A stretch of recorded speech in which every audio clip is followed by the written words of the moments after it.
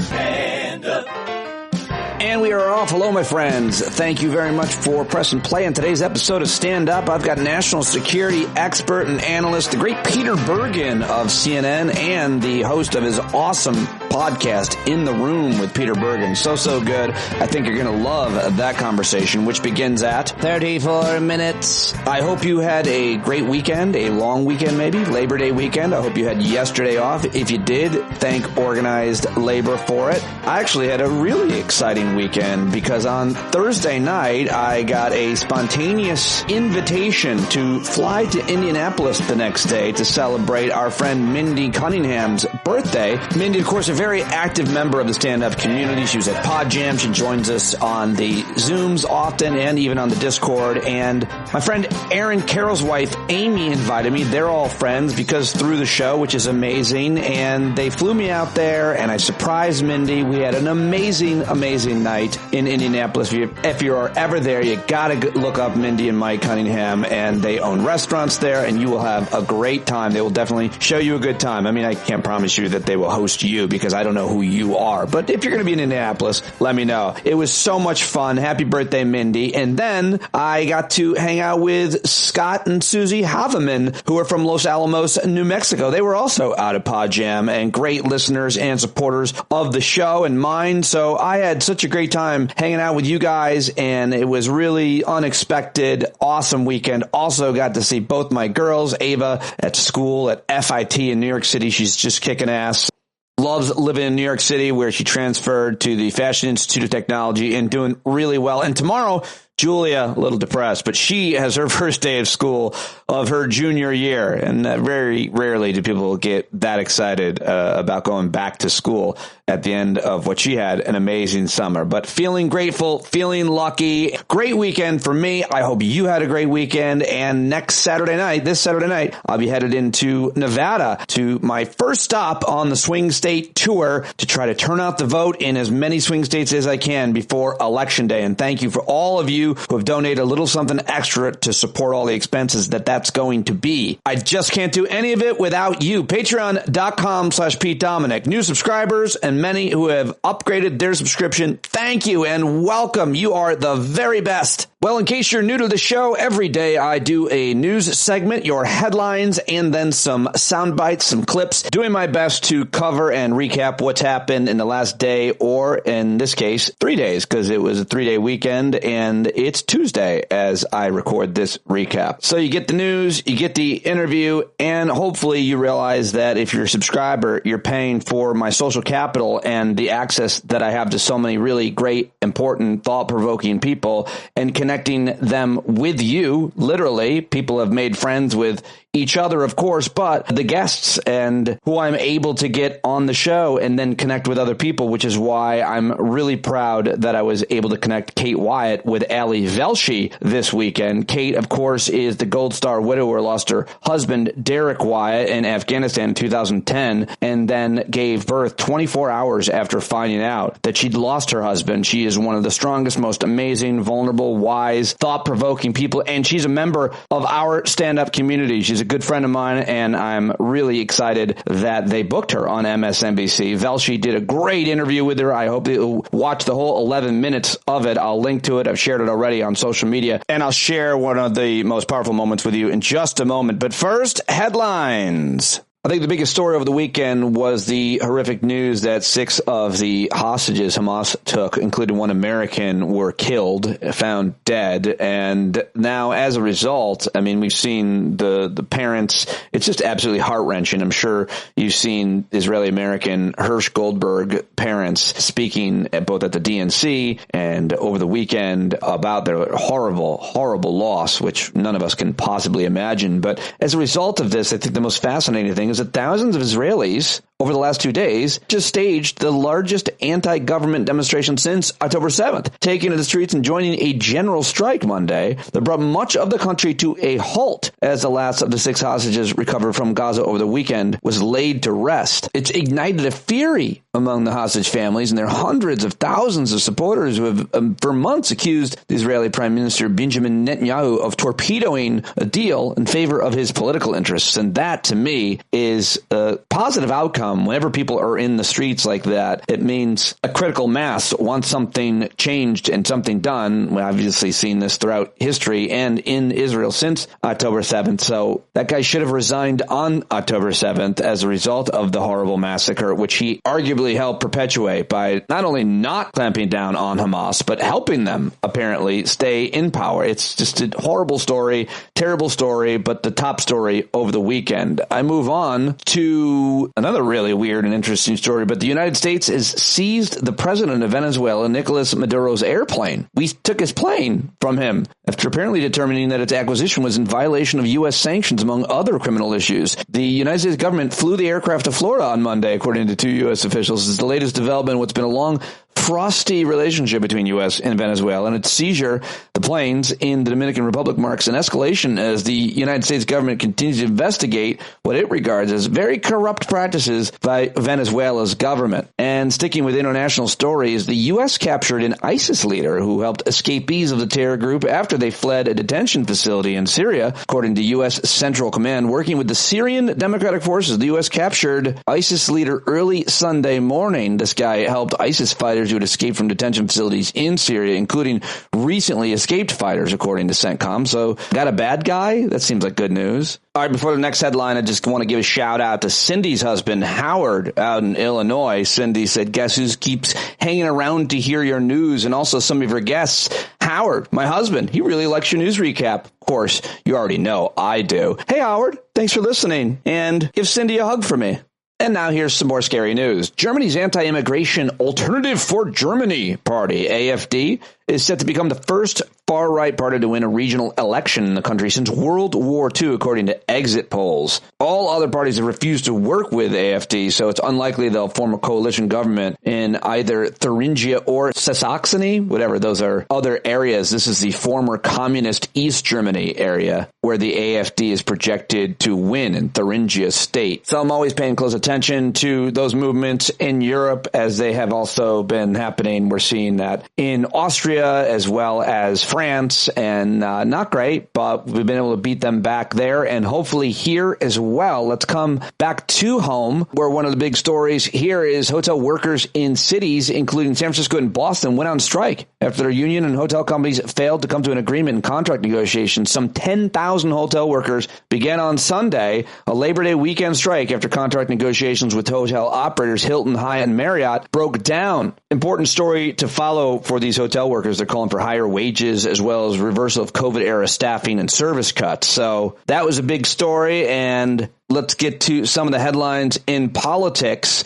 The campaigns of Kamala Harris and the disgraced former president, when combined with their super PACs, have raised $1.3 billion for this presidential campaign cycle, and we aren't anywhere close to it ending. But that is a crazy and ridiculous number, and we should not be spending that kind of money on any political campaign, including the presidential. It costs way too much to run for office, for any office, even town council. When I was going to run, I was going to need like $40,000. It's ridiculous. How can a, quote, normal person do that? Now, I like to see a little justice, because justice matters, of course, as our friend Glenn Kirshner loves to say. A Pennsylvania judge has determined that 3 2020 election deniers must pay nearly $1 million in fees as a result of a years-long legal dispute with state officials over voting equipment used during the last presidential race, according to recent court filings. The cases, which date back to 2021, involve actions taken by Fulton County, Pennsylvania commissioners who sought to have Dominion voting equipment examined by a third party after the 2020 election. Many, of course, of the former disgraced president's allies falsely blamed Dominion software for his election defeat. So I love to see that these election deniers are going to have to face consequences. All right, what else do I have for you? How about this? The country's largest publishers are suing the state of Florida over the school book bans. Works by hundreds of authors from Maya Angelou to Judy Blume have been challenged and removed from the school libraries, and now a group is suing them to bring them back. The lawsuit filed by Penguin, Random House, Simon & Schuster, HarperCollins, and others alleges that the state law enacted last year brought about hundreds of book removals and is violating the First Amendment right to free speech. I think I should get a guest on to talk about this. It's a really interesting and very important and terrifying story, of course, but it is Florida.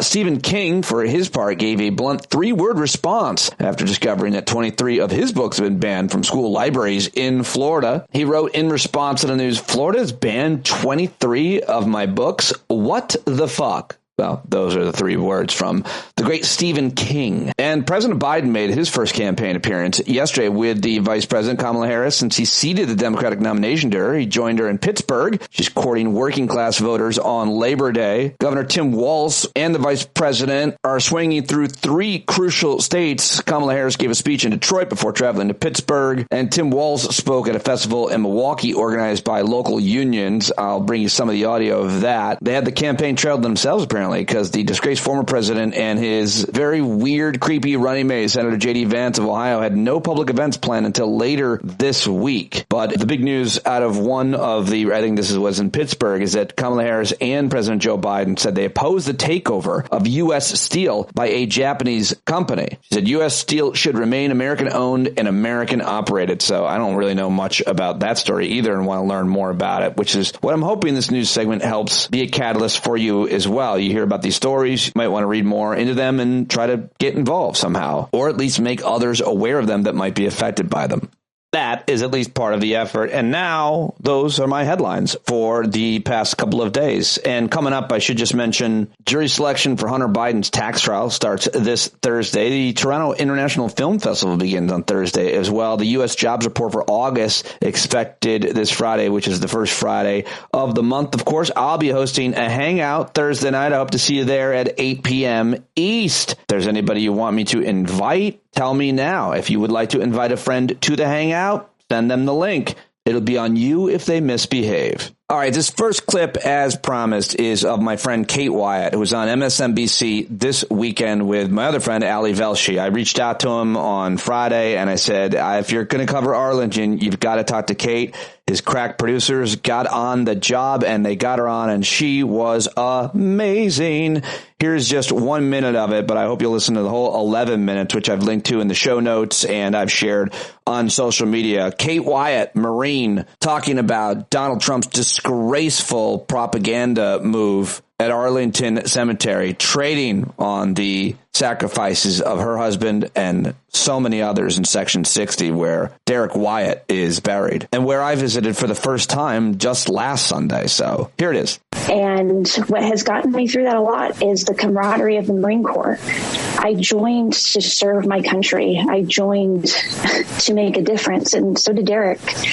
And so to hear that the one place that we all, service members across the board, respect and revere has been desecrated, not just by Donald Trump yet again, because this is the second time, almost 4 years to the day, that I spoke out about the first time Donald Trump did this. And now that he has a Marine corporal as his vice president, I'm asking for accountability. No, I take that back. I am demanding accountability from Corporal Vance on how this egregious trespassing on sacred ground how it could be worth your integrity to work for a man like that.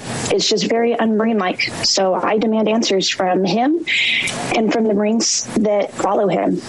Oh, man, so powerful. There's Kait Wyatt for you. Isn't she amazing? And that's been seen by hundreds of thousands of people, if not more, on Twitter alone. I'm not sure where else it's posted outside of MSNBC, but so good. Kait was really great in that appearance. And if you're listening, Kait, we all love you and hope to see you on Thursday at our hangout. All right, now moving on to another clip. I've got to play for you, Trump. I've got to. I know this is triggering. It's horrible, but I feel like it's two clips that I want to share that are not getting enough attention. First of all, this one's important for two reasons. First of all, it's Trump's inability to stay on task and goes off on a tangent. But way more offensively, it would seem that he refers to Congressman Byron Donalds, who he identifies and then gets all excited and distracted by, sees him in the audience at Johnstown, Pennsylvania at his rally over the weekend. And it would seem that he refers to Congressman Byron Donalds as one of the smart ones. Ones what? You got to listen. I'm sorry. You got to hear it. And he immediately, the first thing he did was approve the Nord Stream pipeline. And then they'd say, Mr. Congress, oh, look who we have. Byron, stand up, please. Superstar of the future. He's already a superstar, but he's a superstar of the future. Byron Donalds, Florida. Wow, that's nice to have you here. That's good. He's great. He's great. He knows exactly what I'm talking about. That one is smart. You have smart ones and you have some that aren't quite so good. But we have a group of people that are really great. But so I stopped Nord Stream 2, stopped it cold. All right, that guy's got a horrible brain, a horrible, rotting brain. He's a horrible, terrible person. And now here he is at the Moms for Liberty conference, just making up a horrific thing that schools are somehow offering and performing gender reassignment surgeries without their parents knowing. This should get a lot more attention. But the transgender thing is incredible. Think of it. Your kid goes to school and comes home a few days later with an operation. The school decides what's going to happen with your child. And you know, many of these childs 15 years later say, what the hell happened? Who did this to me? Either he doesn't understand anything, or more than likely, he's just making it up. He's just making it up as he goes along. But I mean, I'll give $1,000 to anybody who can prove that ever happened anywhere ever. I mean, I don't even know how to talk about such a ridiculous thing, but the fact that it's not getting more attention, those two comments going, I think, a little bit too undercovered. I wanted to play them for you, and now we can be done with that disgraceful, despicable garbage can of a man. And now here's some audio of an interview with a young man, an activist and cousin to one of the hostages that was killed at the protests in Israel. And the audio cuts out for you on the CNN feed, but I think you can hear what he's saying, and it's worth it. His name is Gil Dickman, and again, his cousin was killed in this latest round of murders by Hamas of these hostages. We knew that he was going to use it for his media circus, that he's going to go with his media circus and say that he apologized to us. So we didn't want to be a part of this horrible charade. He is going to use the murder of my cousin in order to keep the war going, and this is exactly it. I'm furious. You know, it's exactly what he does. It's his responsibility that they were killed. He could have saved them, and if he just chose what most of the Israelis wanted, what most of the world wants, which is to bring the hostages home and get a ceasefire, Helmet would have been home. And now it's his fault that she's dead. And now he's using her death to make more and more hostages die in captivity. This is exactly what's going to happen. And Hamas is a terror organization. We blame him for the killing, the execution of the hostages, of course. But on the other side, I want to see a nation that believes in life and not another politician who believes that he can use death as a weapon, the death of civilian hostages as a weapon in his political charade. Yeah, sorry about the audio, but I thought that was pretty powerful. I wanted to share that with you. And now let's go to another important clip I grabbed from the always excellent Washington Post economy writer, Catherine Rampell. She was on, I think, CNN yesterday talking about and comparing the policies that both Democrats and Republicans, Harris and Biden, obviously, and Trump have towards organized labor on Labor Day. I thought this was a great clip from Catherine Rampell. If you look at their actual records, as well as the things that they have said publicly, there is no contest. Kamala Harris is much more pro-union and generally pro-labor than Donald Trump has been. Again, these are on the policies. So, for example, if you look at Kamala Harris's record, what she has stood for, she supported the PRO Act, which is a bill that would make it easier for unions to organize, essentially. She has also supported a higher minimum wage. She and her running mate, Tim Walz, have supported various kinds of expansions of paid leave. Tim Walz actually implemented paid sick leave and paid parental leave, at least for government workers, in the state that he is the governor of, Minnesota. So there are a number of kinds of policies. So OSHA is also on that list. OSHA, of course, is the agency that does inspections for workplace safety as well as putting in place more safety regulations. Donald Trump, on the other hand, he's been a little bit cagier about what he supports. For example, it's unclear where he stands on the minimum wage. He's held multiple positions over the years. But if you look at his actual actions, many of his concrete actions have been against organized labor or against workers. Things like he signed a couple of executive orders intending to gut the U.S. federal civil service and erase civil service protections. He appointed members to the NLRB, the National Labor Relations Board, that essentially made it harder to have speedy union elections. He praised Elon Musk, of course, for firing workers who had spoken out about workplace safety issues and tried to unionize, and he cut funding or attempted to cut funding for OSHA, but was unsuccessful. So that's, again, on the policies. All right, there you go, Catherine Rampell on the economic and labor policies for each of them. Now let's go to the disgraced former president's nephew. It's Fred Trump III. He is Trump's now deceased brother Fred's son. And he had this to say about what he thought his Uncle Donald thought about and saw how he saw veterans. Well, first, let me just say my father, Donald's older brother, was in ROTC at Lehigh University and then voluntarily went into the Air National Guard, the only one in the Trump family to ever serve. In fact, I had the honor of using his army trunk throughout my summer camp days. Everything about him, and we spoke the last time we were here about how I had the honor of meeting Senator McCain. No word that has been cheapened over the years, but I said to my kids, Andrea, Christopher, who were there, and my wife, Lisa, this is a genuine hero. Okay, let's make no mistake about it. The fact that Donald called him, in essence, a loser, I don't get it.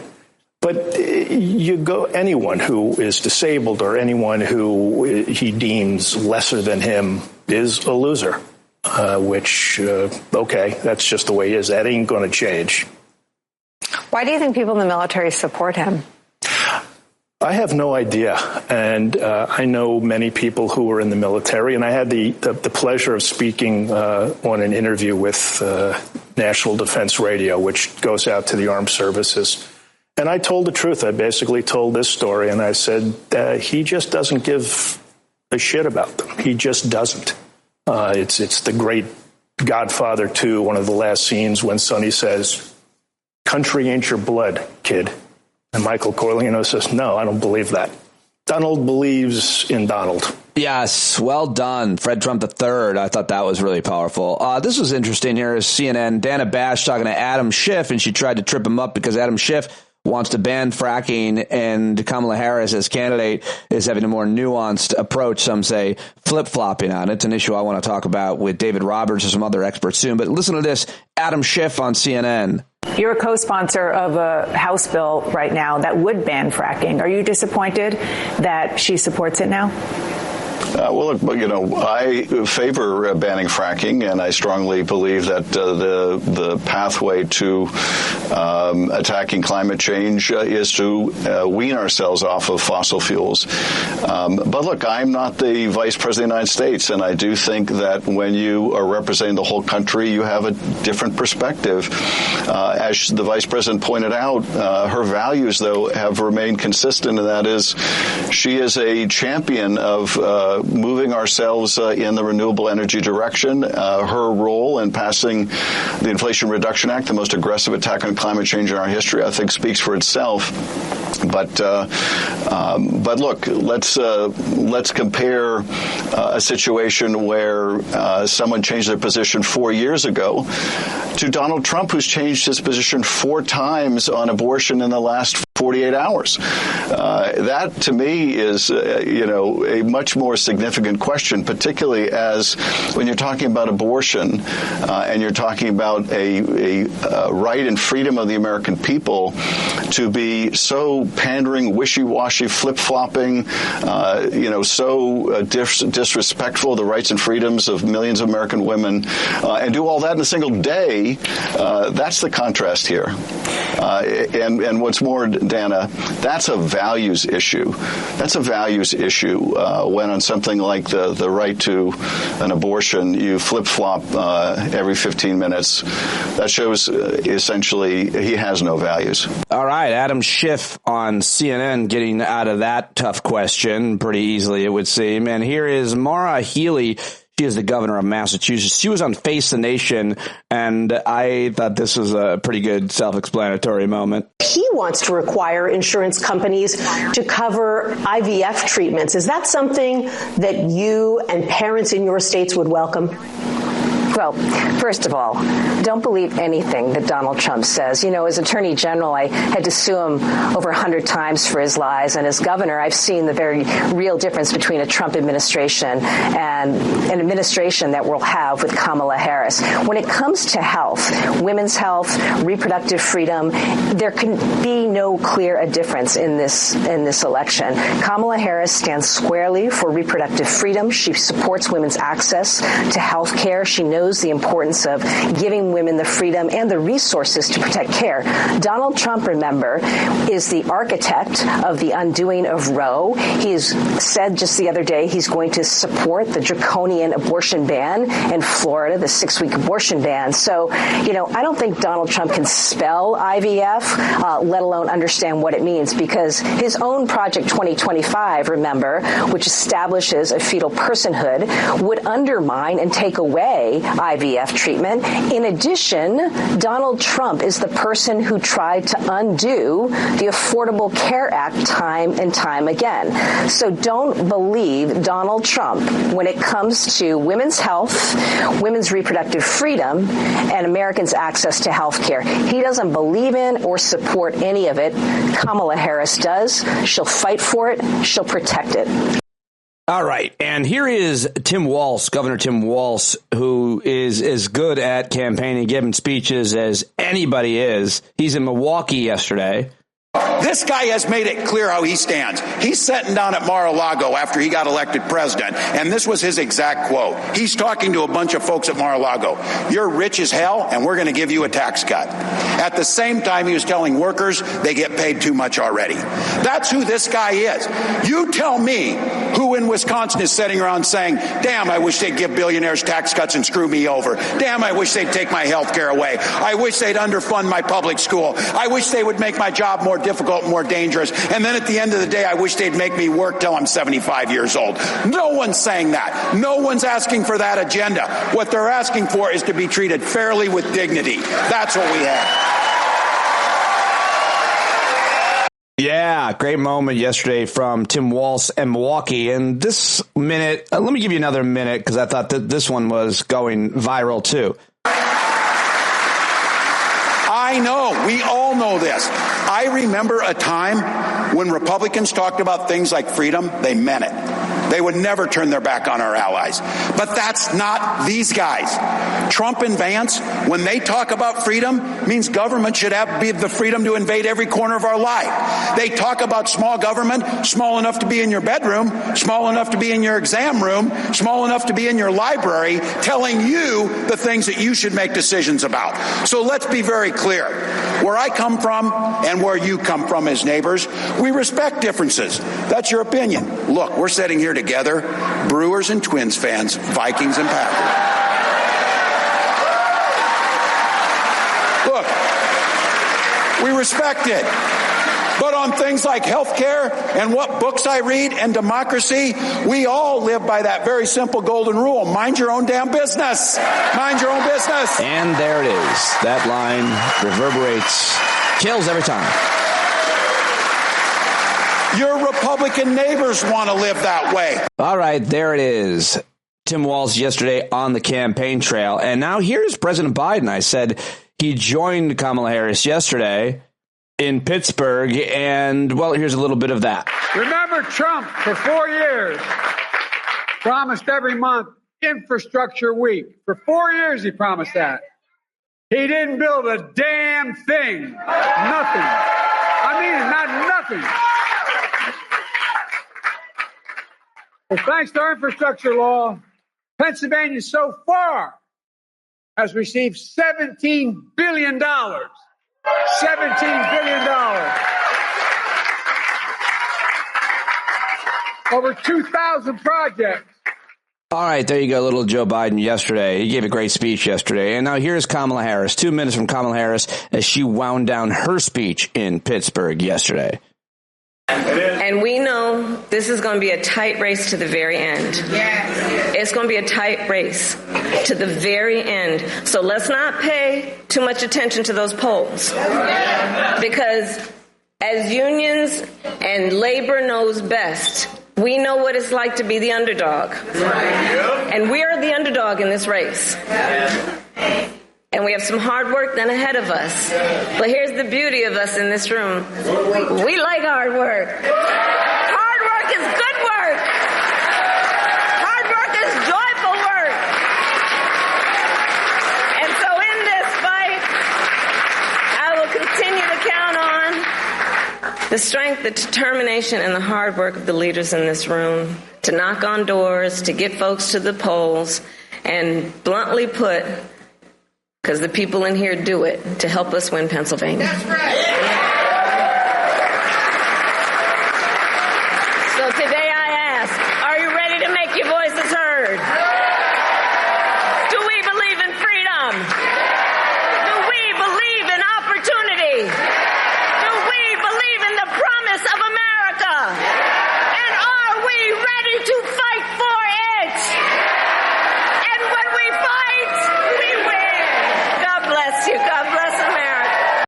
There you go, Kamala Harris last night. And now the last thing I've got for you, I thought this is really interesting. I don't know why this is circulating, but this is Frank Zappa, the musician, artist, singer, songwriter, and legend, thinker, philosopher, really, I think it's fair to say. He was on a political TV show, and he basically predicted the Christian nationalism that we find ourselves in. By the way, I'm going to be talking with Robbie Jones tomorrow of the Public Religion Research Institute, and he's always awesome. But anyway, here is Frank Zappa predicting what we have now and being laughed at and condescended to by the other people on the panel, including Robert Novak. You got to listen all the way to the end. Real good stuff. I'd make a statement about national defense. Yeah. The biggest threat to America today is not communism. It's moving America toward a fascist theocracy. And everything that's happened during the Reagan administration is steering us right down that pipe. Oh, Mr. Zappa, do you really think? I mean, all kidding aside, in this country, with the permissiveness that we are moving toward a fascist theocracy, anything goes. We are, but do you think things like this would have ever been permitted? Smile again. When we were 20, when we were kids, you're about my age, maybe I'm a little 45. younger. Well, I'm 55. Do you think when I was a kid that they would permit songs like that to be sold? I mean, permissiveness is the game. I mean, you're not really serious if you're saying we're going toward a fascist theocracy. That's right, we are. Wait a minute. In what way? Give me one example. Wait. One example of a fascist theocracy. When you have a government that prefers a certain moral code derived from a certain religion, and that moral code turns into legislation to suit one certain religious point of view, and if that code happens to be very, very right-wing, almost toward Attila the Hun... Well, then you are an anarchist. Every form of civil government is based on some kind of morality, Frank. Morality in terms of behavior, not in terms of theology. Man, did he nail it then and have it exactly right now. I just love that clip. And that's a shout out to my friend Steve Chase. He's a huge Zappa fan. All right, now it's time to get to today's guest. He is a big name, a big deal. He is, of course, the CNN national security analyst. He's the vice president of New America. He's a professor at Arizona State. He's the author and editor of 10 books, including 3 New York Times bestsellers. He interviewed Osama bin Laden, and one of the first television journalists to do that. And we talk all about his podcast, which is so good. It's on Audible and SiriusXM, wherever you get your podcasts. In the Room with Peter Bergen. It's back for another season, and I think this is a great conversation. I love talking to Bergen, and I hope that you like it. Go tell him on Twitter at Peter Bergen CNN and learn more in the show notes. Let's do it right now with the host of In the Room, which I highly recommend right now. He is back, and I'm so happy he is because your podcast is only getting better. Peter Bergen, welcome back. Thank you very much. Thanks for having me back. I would describe your podcast, and I hope you take this the right way. It's like as good as a show like Last Week Tonight without all the jokes. I'll take that. Yeah, for sure. It's a deep journalistic endeavor into a wide range of important issues that impact people. That's how I call it. Yeah. Hopefully, I don't think you're wrong, and we have a very good team of producers, writers, and great sound design, etc. So many of the episodes that you do really are very evergreen. Particularly, I'm just looking back at what you did last year and learning about the small little country of Qatar and how they've become so pivotal. There's so many episodes like that. And I wanted to just ask you a couple things about last year before we get to what's coming up this year. Yeah, and evergreen is a good... I come out of CNN, so I was pushing more for... There's already a lot of news. And so I think a sweet spot for us is something that is evergreen and where we can do a deeper dive on something that's in the news, but it doesn't try and chase the news.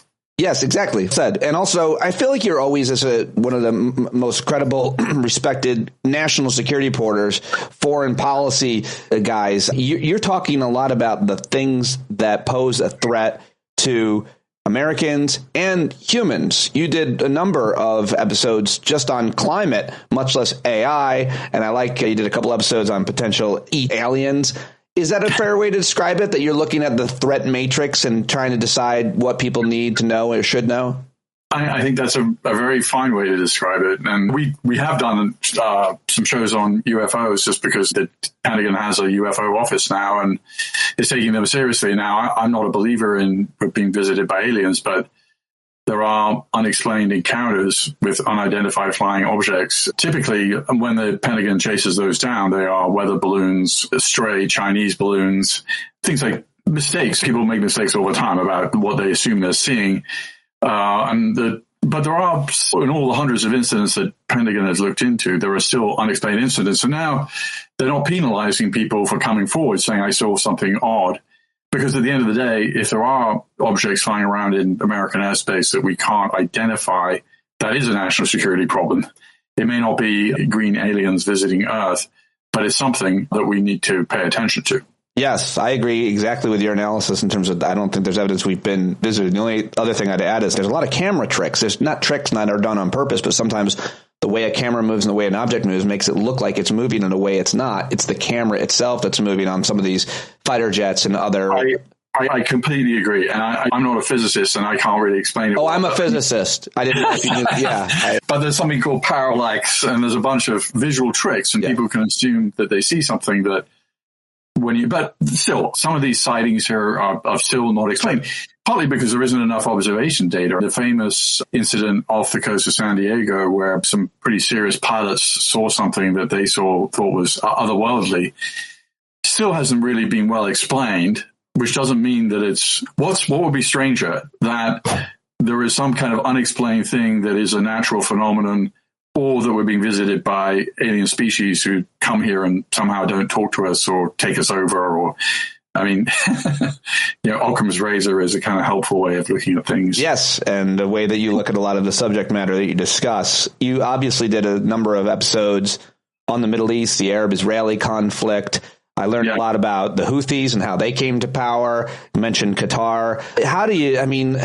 How are we looking at some of that stuff is really very relevant and some of it now, so much has happened. But I think when I was thinking about talking to you today, I guess I wanted to start with simply looking at the way things are right now. And without all of the horror of the human loss, I just wanted to say it seems like Gaza has been mostly flattened. Gaza City, I don't know how much of it still actually stands, Peter. The actual destruction of property seems to be extremely significant and obviously part of the strategy. What would you say about where we're at talking headed into your new season? I'm sure you're going to talk about it as it changes day to day, it would seem, about just the destruction before we even get to human life.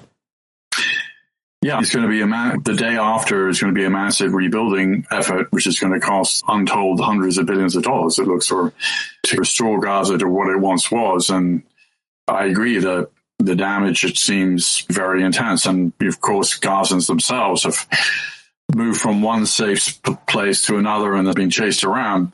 And the conflict is going on there doesn't seem to be an end to the conflict. And we're now almost we're getting to October 7th is not that far away, and it would have been hard to predict that this was going to go on for so long, particularly when there was that initial hostage deal pretty early on. You recall there were 2 American women were released, and then a much larger group of hostages were released. And it seemed like there was hope, but every time people say that we're close to a ceasefire, it turns out to be not true. Since we're talking about it, I'll talk about the upcoming season, and I'm sure you're going to take a look at, I don't know if it'll be a whole episode, but potentially tell me right now the difference with a Trump administration, a future Trump administration, and a future Harris administration vis-a-vis this conflict, the relationship that those 2 leaders have with Israel or with their Arab neighbors and all of the other players. It's a huge question, one that you're always trying to answer. Speculate for me the differences. I don't think there's going to be big differences. I think Vice President Harris has made comments about Gaza that sound very different from Biden. And when she spoke at the convention, she threaded an interesting needle between we're going to support Israel and we're going to arm them and they're our ally, but also saying stuff about Palestinians' rights and Palestinian self-determination, which got a big response from the crowd. But how significant will her policy differences be with Biden? It's not clear. She did have a separate meeting with Netanyahu, which I thought was quite interesting when he was in D.C. a few weeks back without Biden in the room. And she may have communicated. I think certainly in her public statements, it feels different than Biden. Now, would a Trump administration be different? I think the Trump administration gave Netanyahu a pretty free pass on settlement building. They did move the U.S. embassy to Jerusalem from Tel Aviv, which has been stated U.S. government policy for decades, but no administration actually did it. The Abraham Accords, which were negotiated above the Palestinians' heads, and the Palestinians didn't get anything out of it, was some of the background that was happening. And if you go back, in fact, right before the October 7th attack, Mohammed bin Salman publicly said that we're close to a deal with Israel on Fox News.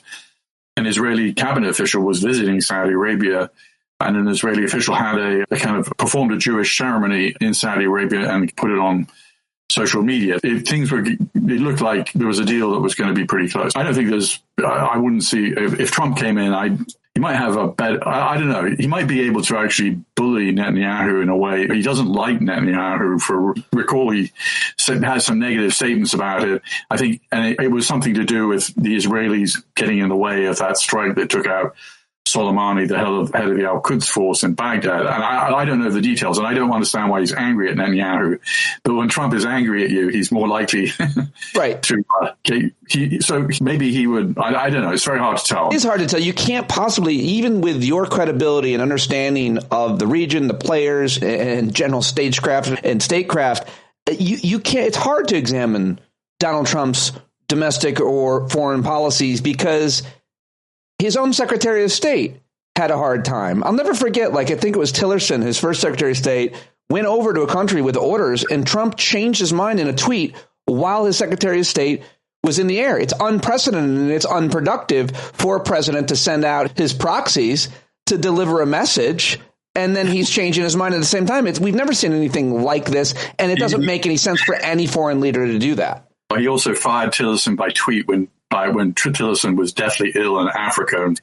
Oh, I didn't know Tillerson was. I heard that he was on the toilet, but I didn't know he must have had a virus or something. He had some kind of oh, God, I didn't know that. I thought it was. I just reviewed H.R. McMaster's book, and we're going to have him on the show. Oh, great. On In the Room. And the book, H.R. McMaster is a very fair-minded, serious guy. And he actually wrote a 2020 book in which he didn't take Trump to task. And I think January 6th was a bit of an inflection point for him. And Trump was in office when he published his last book, and he really didn't put the boot in with Trump. But in this current book, he both credits Trump when he got things right. So, for instance, Obama had his red line on Syria, didn't enforce it. Trump did when Assad used chemical weapons on his own people. H.R. McMaster was in the room for all that.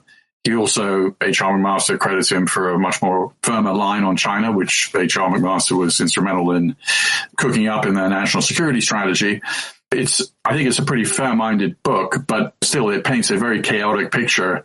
And McMaster is a very good writer, and he describes the Oval Office meetings as exercises in strenuous sycophancy. and Trump saying really crazy things like, shouldn't we just bomb the drugs in Mexico, and should we take out the North Korean army when they're on parade? And actually, one of the things interesting about HR is I think he gives Trump a bit of the benefit of the doubt here, which is he spent a lot of time in meetings in the room with Trump. And he said that Trump says these things, they're not really meant to be serious. They're meant to shock, and they're meant to entertain the people in the room. So I reported my own book on Trump, and Trump would say things like, he would look at a map of North Korea and South Korea, and he would say, why don't the citizens of Seoul just move away from the border? And that way they wouldn't be. Seoul, metropolitan Seoul, is like 20 million people. And the people in the room, they were shocked by that, and they did find it surprising. So maybe, but the difference is, getting back to your main question, is the big one will be NATO.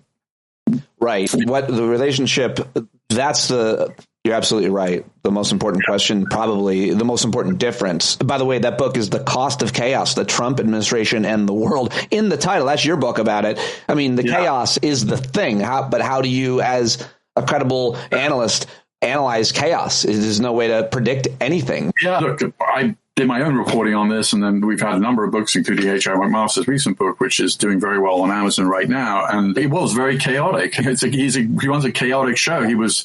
His previous experience was running a relatively small real estate company in New York. Think about how many people there are in the armed services of the United States and the federal government. It's 4 million plus people in the active duty and the federal government employee and the national reserves, etc. It's a lot of people that you're in charge of. And so Trump was very quixotic and could change his mind pretty easily. He also, according to H.R. McMaster, he enjoyed the Sturm and Drang that went on his team, and the people were at each other's throats, and he encouraged it. And he wasn't. There was a very early book, you may recall, by a relatively junior Trump official with the title Den of Vipers, which I think is a good title. And the portrait that emerges from HR's book, and certainly what I understood when I was reporting my book, was this was a pretty dysfunctional organization. And not to say that they didn't get some things right, but Trump would, as you mentioned earlier, that he would change his mind about particular things while they were happening. And a second round of that, the NATO thing is big. John Bolton, who succeeded H.R. McMaster as National Security Advisor, has said it on our show in the room. He said that Trump would pull out of NATO. It was his firm belief based on hearing him say repeatedly. Yeah. I think Congress has made it harder for the United States to pull unilaterally out of NATO. But it doesn't really matter, because if Trump, the commander-in-chief of the most important member of NATO, keeps publicly saying, hey, I'm not going to be bound by if Russia attacks a NATO country, I'm not bound by to respond. That's good enough to undercut NATO as an alliance. Right. That's good enough. So that's good enough. And he's already publicly said that on the campaign trails. And then his bromance with Putin is still inexplicable. I don't think there's some kind of sinister thing there. It's still Putin.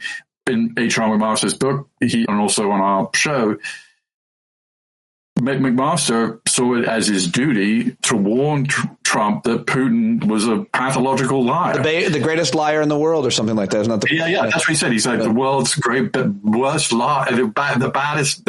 Anyway, so he saw it as a duty, and clearly that wasn't necessarily received very well, and that explains why H.R. McMaster spent 13 months in the job, because he saw it as his duty to tell the president things he didn't want to hear, which is, by the way, what professional civil servants, foreign service officers, intelligence officials, that's their job. And that's the problem with Project 2025, which we have done a show on. We're going to do a new show on. And it would hollow out the federal government from civil servants, and it would fill them with sycophants and loyalists. Is that about the easiest way to say it?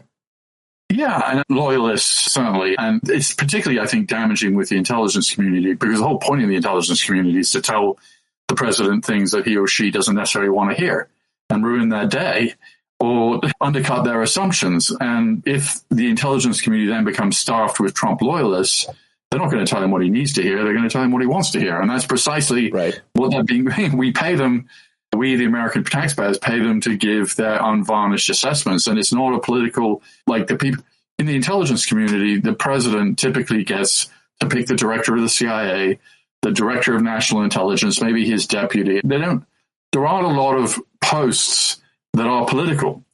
And there's nothing wrong with some of the top jobs being political. But if you talk about stripping like all the sort of top intelligence officials who are experts on Iran or whatever, it's going to be a problem. I think, by the way, I don't think it's going to happen, not because there isn't a desire for it to happen, but I think the legal challenges to getting rid of a career Foreign Service officer or a career intelligence official would be pretty high, and there are unions involved, and I just think it would be very hard to. I hope you're right about that. I hope we never have to face it, but it's in every department it would be. Obviously, you're talking about the intelligence. But community, but you could talk about the Department of Commerce or Ag, or it would be dangerous. It would be bad. Look, it would be bad if it's at the Department of Agriculture, but it's less damaging to our national security if it happens to the Department of Agriculture. I'm not advocating for that at the Department of Agriculture, but I am it is a particularly noxious idea. I'm told he said a couple weeks ago, Peter Bergen, I don't know if you heard this, but he said if he does get reelected, he was at the head of the CIA. He was going to put Mike Lindell, the My Pillow guy. All right. I made that up. But that is too good to be true. But it's how many times when Trump was president, we were like, no, this can't be. This guy can't be getting that job because his last job was wrestler. Peter Bergen, I got to just ask you quickly. You spent a lot of time around active duty military, people in the intel community, as well as veterans. I have too. I know this is probably not, maybe it's something you're going to talk about, but what happened the other day at Arlington National Cemetery, it was a coincidence. I was in D.C. and visited Arlington for only the second time in my life to see someone, a Marine, who is the husband of someone who I've become very close with. And I was there alone, and it was a really impactful experience for me. There were other families there. The next day, Donald Trump was there. I just have to get your reaction to the reporting, if it's accurate, about the behavior there and using it clearly as a stunt. And most importantly, Peter, in all of your experience covering killed in action, missing in action, wounded in action, and all the idea that you would smile and thumbs up at a cemetery like that or at a ceremony like that, something's broken there. But I had to get your reaction. We don't have to spend a lot of time. Yeah. Look, NPR reports that there was some altercation between some of the Trump's people and the personnel at Arlington. Now, I know my wife and I have done films where we've got permission to shoot at Arlington for National Geographic. It's very hard to get, and it's a sacred space. So if the reports are true, I agree completely that these people may well have not had permission to do what they were doing because it's quite hard to get it, and they may not have understood that. And secondarily, it shouldn't be used as it's not a space for political sort of statements of any kind. And the reporting suggested it was people on his sort of political team that were filming. So anyway, I agree with you. And you've done plenty of reporting on the negotiations between the Trump administration and the Taliban and the Biden administration and the pullout. Just a word on those that were lost that day and the way their lives have been politicized, especially by the Trump campaign. Yeah, we're right on the third anniversary of the final American withdrawal from Afghanistan. Yeah, politicizing the deaths is not a good thing. On the other hand, the families of the people who were killed, they have every right to be very angry about what happened, and their loved ones were put in a kind of untenable position, and they blame the Biden administration rightly for that. I don't want to say the Biden administration somehow they didn't. The idea that they had to go through with the Trump withdrawal is just nonsense. It's just they weren't bound. It wasn't like it's an agreement with a terrorist organization or insurgent group. It's not a treaty ratified by the Senate with another state. It's just a meaningless piece of paper. In fact, the actual agreement is only 4 pages long, and it's all very vague and blah, blah. So it didn't. And by the way, Trump felt no compunction about throwing the Iran nuclear agreement out the window, and that was negotiated with close allies like Germany, France, Britain, and these are agreements, and they're not treaties. Let's talk about what's coming up on your amazing podcast, which you take deep dive into so many issues. Last year, you're doing like 40 episodes a year, and every one of them I learned so much from. I'm so happy to talk to you about it because I've been listening to the show, obviously. But what do you have coming up? I know there's an episode coming up that's about to drop about Russian propaganda and how it works. That sounds really fascinating. And we just touched on, obviously, what Trump or Harris would do vis-a-vis NATO. But I obviously want to talk to you about where that war and that conflict is.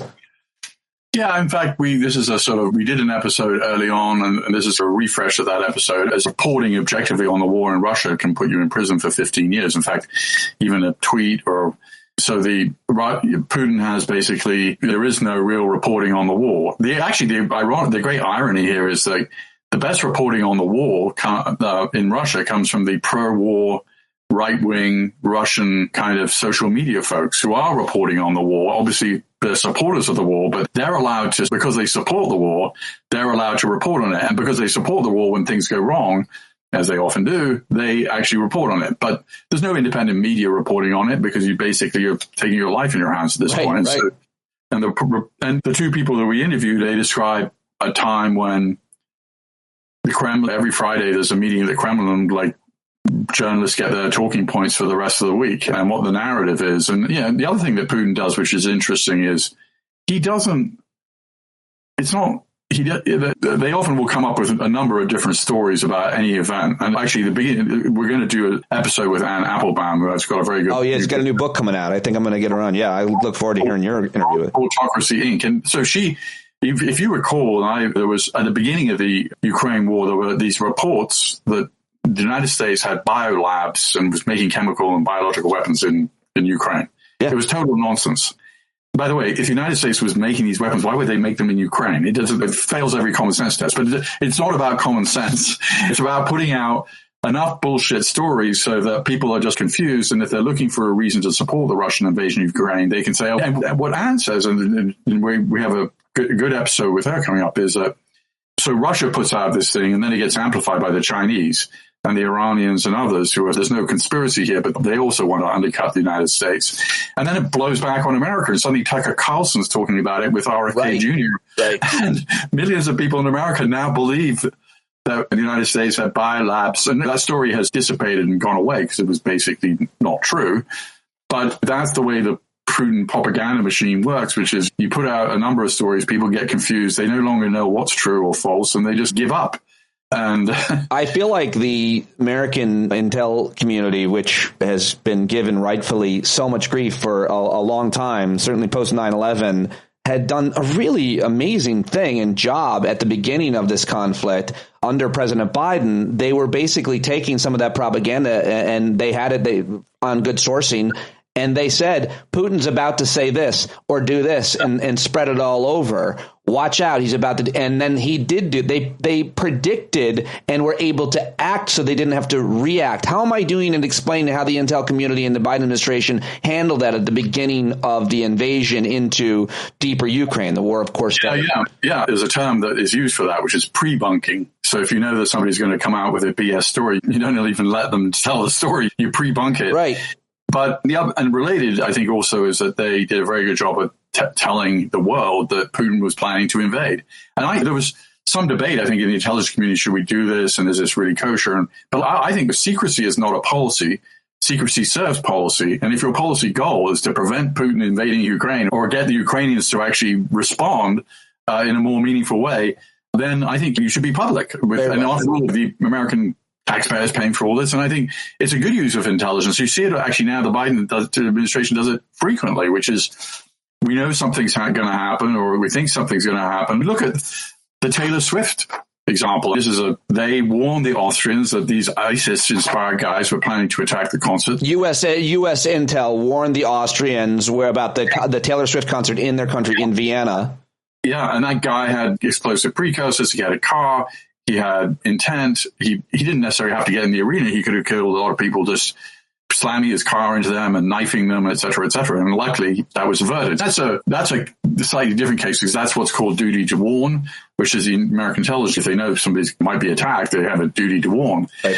But this idea about releasing intelligence that we have and that might be useful to our allies and to know, we should publicize it. I think that's a very good use of intelligence. Say a bit more about the wider war and where it is at right now. I'm hearing the word stalemate, and we could talk about it for hours, and we should. It's super important, but I want to get to a few more things before I got to let you go in a minute here. So what do you... Well, I think it is a stalemate. Obviously, the Ukrainians have got into Russia, and they've taken territory. At the same time, the Ukrainians are losing territory in eastern Ukraine, and there's a mid-sized city that the Russians may take. So it's a stalemate. But the problem is Stalin once said that quantity has a quality of its own. And at the end of the day, the Russians have a bigger population, a bigger economy. They have a guy he doesn't have to worry about democratic opposition to what he's doing. And he's willing to use any tactics. And there's a reason that the Russians they went from doing terribly to doing okay now. And it does seem to be a little bit of a stalemate. And in Ukraine, reports about some Ukrainians, like, it's been a long time now. The war has gone on. Yeah. And there is academic literature on when people make peace, and it's the mutual recognition of a hurting stalemate.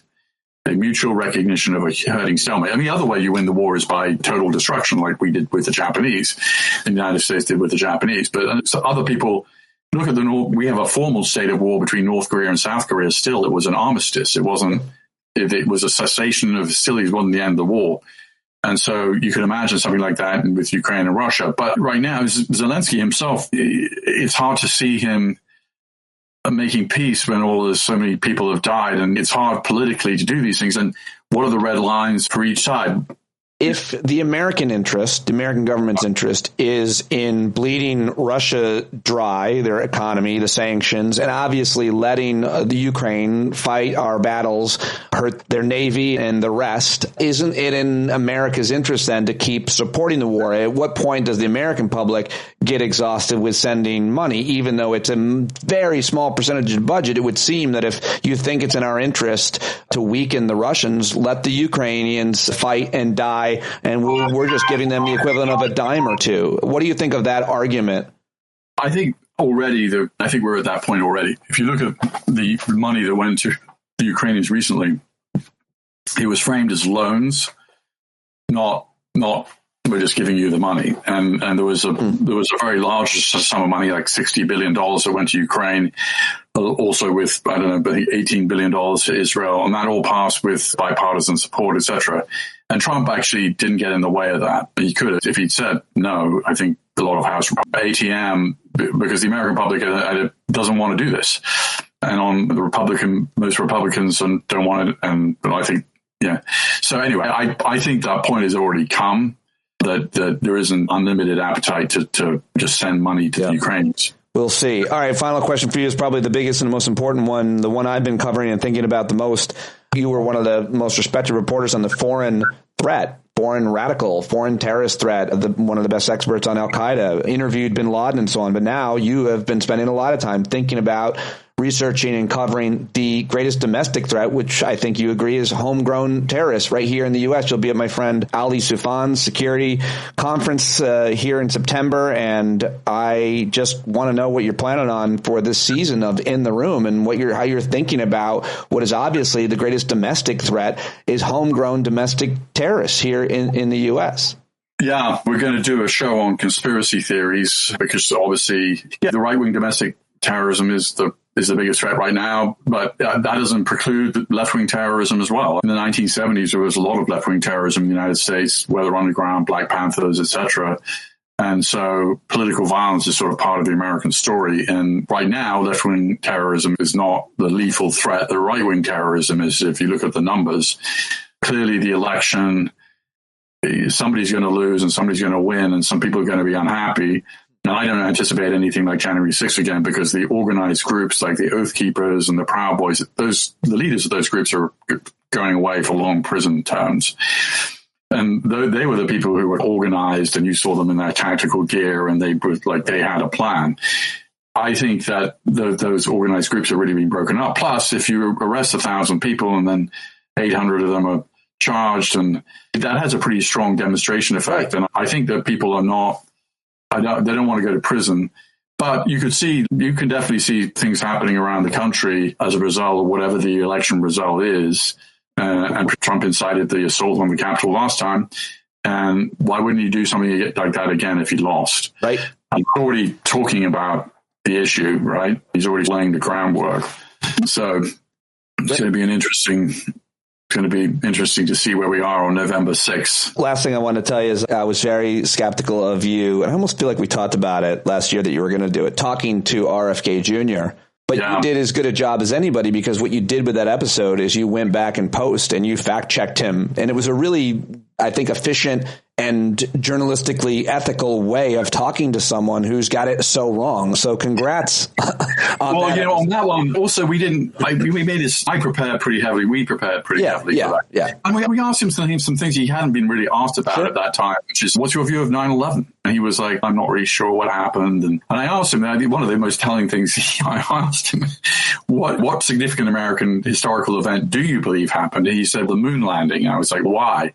He said, I used to go skiing with Buzz Aldrin. I'm like, okay, that's your standard? He's also a strange dude. He's one of those people who's, he's like one of these people who doesn't like, I don't know. We spent 3 hours with him and we asked him his views on abortion and some stuff that then he still hadn't really been asked about. And his son fought in Ukraine, by the way. His son went to Ukraine to fight? Yeah, which is really interesting. I don't think I knew that. Yeah. And he talked about that. And it's interesting because RFK Jr. is totally against the war in Ukraine. But his own son went there and fought, and disappeared and fought there and then came back. But now Trump announced that RFK Jr. and Nicole and Tulsi Gabbard are part of his transition team, which is, when I saw that, I was like, this is like a headline from The Onion.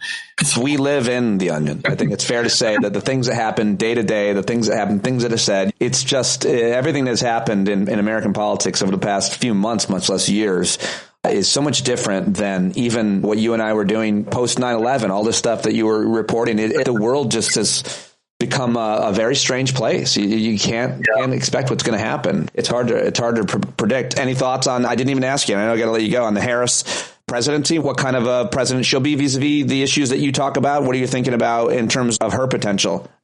Yeah, don't have a good answer to that. She's been vice president for 3.5 years. She's clearly been in the room for a lot of these discussions. She hasn't really laid out a kind of, I think, she's going to do an interview tonight on CNN. There's going to be a debate on September 10th. She's going to get asked some of these questions, and I think she's going to have some pretty well thought out answers, whether it's Gaza, Ukraine, or whatever. So far, she hasn't been very explicit, I think. We will see, and I'm sure you will be covering on In the Room, which is so great. It's such a perfect format for where you're at and what you're doing. I love listening to it. I really appreciate you joining me, Peter. Great to see you. Keep up the great work, as you always have. Thank you very much, Sam. Peter Bergen, everybody. How about it? Go listen to In the Room right now. I hope you like that conversation and know that I can't do it without you. Thank you so much for supporting this podcast. I do it every day. Tell your friends. Spread the word, write a rating or review on Spotify, iTunes, follow on YouTube, subscribe there, on TikTok, Twitter, of course, Instagram, Threads. I'm everywhere, as you have to be if you want to survive in the game of independent journalism, media production. So follow me in all those places. It definitely helps. And let Peter Bergen know that you heard him here. My bumblebees at the end. Thank you for listening. I hope you're good. Take a breath. Take a mindful breath, get centered, and enjoy the rest of your day, I hope. John Carroll taking us out as always. When you can't see the forest for the burning trees, you got to stand up. Hey, you've been sitting so long, you got the creaky knees, you got to stand up. Stand up. I think you're driving wheels with leaking grease. Boy, you better stand up. Stand up. Well, there's a whole lot more of us who know what's right. They'll keep right on ignoring us if we keep sitting tight. You got to open up the window to let in some light. You got to stand up. That's right. You got to rise up. You got to stand up. You got to stare the devil straight in the eye. You got to let him know it's his turn to go. See it clear and all you hear is a lie. Get up off of your butt, get down off of your fence. Even if it ain't a very friendly audience, well, they'll begin to listen when you start making sense. And you stand up, stand up. No need to point your rifle to defend your town. Just stand up, stand up. You know they can't deny you what you're laying down. Boy, you better stand up, stand up. Show your face of every color, yellow, black, red, and brown. She's the place where every lost child will finally be found. There's only one thing to do before we stand our ground, and that's stand up, stand up. Well, the founding fathers saw a land for all. They had to stand up, they had to stand up. They had a keen imagination for a crystal ball, drawing all the plans of a stand up. But all they had to go on was the time they were in, with other causes for laws, and since they weren't even sin, they knew that change was gonna come before the change could begin. They had to stand up. All right, they had to stand up. We got to stand up. We got to look the devil square in the eye. We gotta let him know it's his time to go, and make it clear when all we hear is a lie. Why you lying awake wondering where the money all went? It'll be the cost of freedom that'll go unspent. You can see him flee the scene of that experiment if you stand up. All right, we got to speak up, we got to reach up, and raise your voice in every way you know how. Don't be toes up, you got to show up. Ain't no better time to do it but now. No need to pledge allegiance to no wanton tribe. Rise up, show obedience to the voice inside, and listen well, and it'll tell you not to run and hide. It says stand up. Stand up. Got to stand up. Ooh, come on, just stand up. Everybody got to stand up in the darkest hour. Stand